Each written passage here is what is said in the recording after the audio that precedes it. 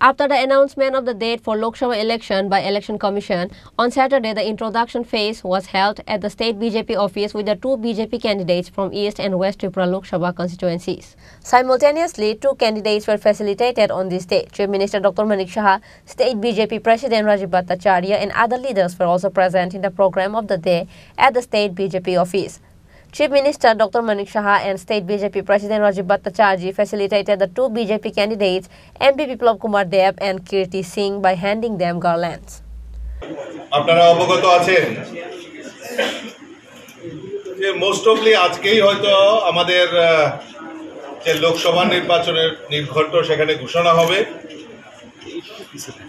কিন্তু তার আগেই আমাদের দুটি লোকসভা আসনে দুইজন প্রার্থীর নাম আমাদের কেন্দ্রীয় নেতৃত্ব, কেন্দ্রীয় নির্বাচন কমিটি যেটা রয়েছে সেখান থেকে পূর্ব ত্রিপুরা আসন এবং পশ্চিম ত্রিপুরা আসনের প্রার্থীর নাম ঘোষণা করা হয়েছে।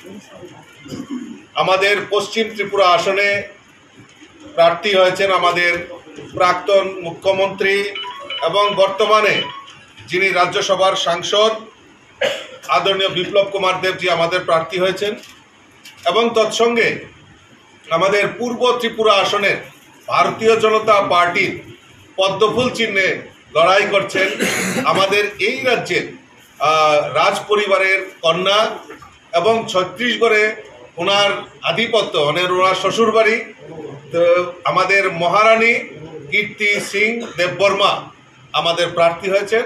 তো কাজেই এই দুটি আসনেই আমরা বিপুল ভোটে আমাদের প্রার্থীদেরকে জয়ী করে মোদিজির হাতকে শক্তিশালী করব, এবং আজকে কীর্তি সিং দেববর্মা আমাদের মধ্যে উপস্থিত হয়েছেন।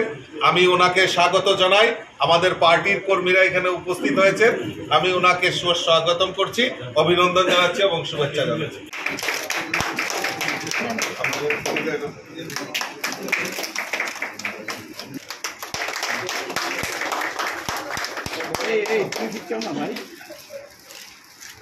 Reported by Pranab from Agartala, Chini Khorang.